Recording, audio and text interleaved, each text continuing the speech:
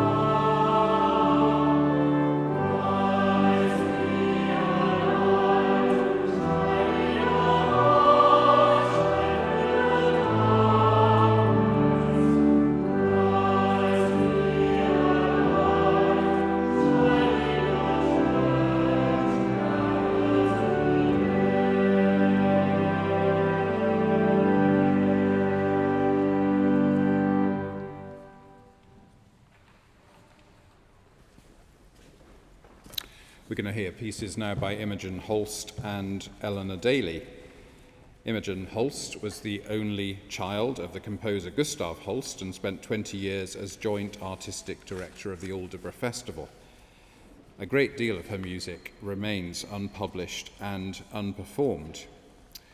Here she sets a poem by John Donne, which has a fundamental image of crossing from sin and death to righteousness and eternal life, with constant imagery of the sea and the waves and the difficulty of the crossing. Then we're going to hear a piece by Eleanor Daley, Canadian, based in Toronto. It's a very familiar set of words. Do not stand at my grave and weep, I am not there, I do not sleep. I'm sure many of you will have heard this before, often read at funerals. It was regarded as anonymous for a long time until the actual writer of the words was discovered. This piece was premiered in 1993. It's called In Remembrance, and it's part of a whole requiem, and it's the most popular part. Mary Elizabeth Clark was born in 1905 and orphaned at the age of 3. In 1927, she married Claude Fry, and she wrote this, her most famous poem, 5 years later in 1932. She spent most of her life in Baltimore, Maryland, and died in 2004. And it was only in the last 10 years or so of her life that she came out of the shadows of anonymity and was named as the author of this poem. So a hymn to Christ from Imogen Holst and In Remembrance from Eleanor Daley's Requiem.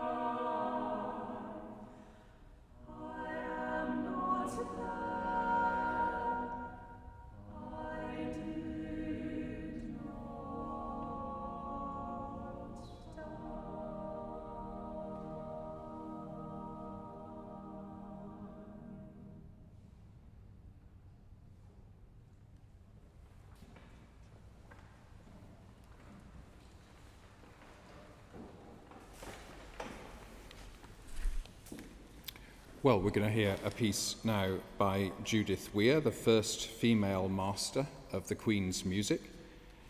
She often draws on sources from medieval history as well as the traditional stories and music of Scotland. Here she takes a verse by William Blake, My Guardian Angel. She turns it into a carol. Often the audience or congregation join in with the Alleluias. We're not going to ask you to do that today. But here's a setting of William Blake's Guardian Angel by Judith Weir.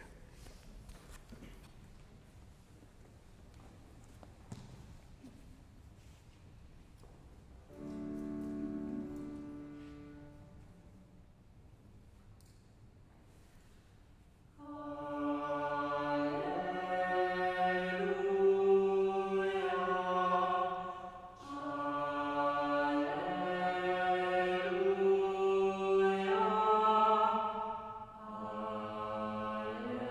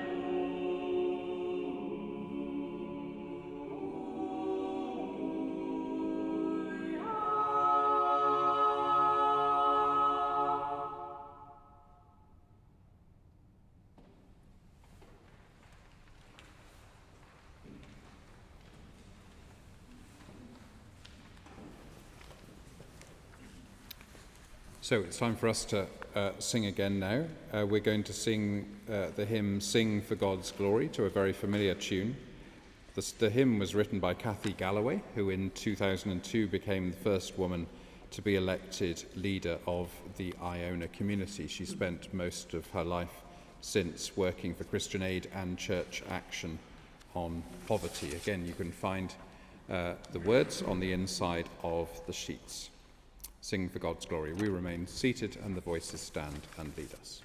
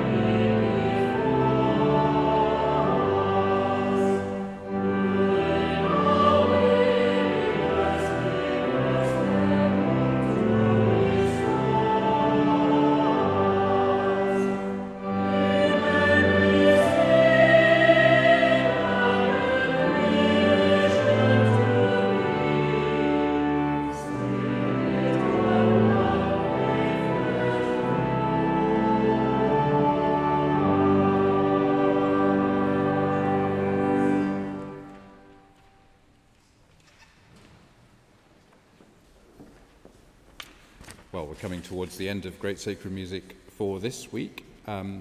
If you've enjoyed yourself, I hope you have. There's an opportunity to make a donation as you relieve. Details of different ways to make a donation are all on the back of the sheets if you have them.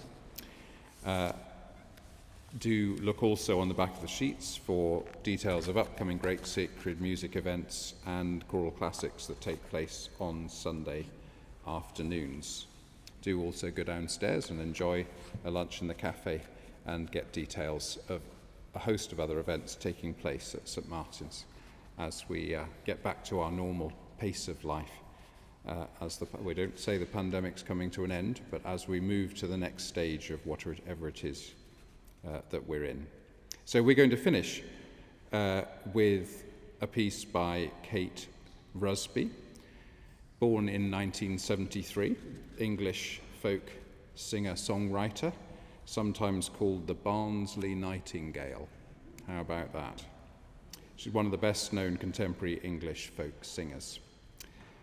This is Underneath the Stars. It's about the end of a relationship.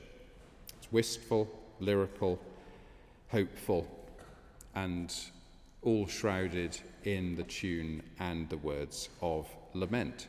It is, I would say, an exemplary, non-reproachful way to say goodbye once you realise unequivocally that you're no longer wanted. Thanks for joining us.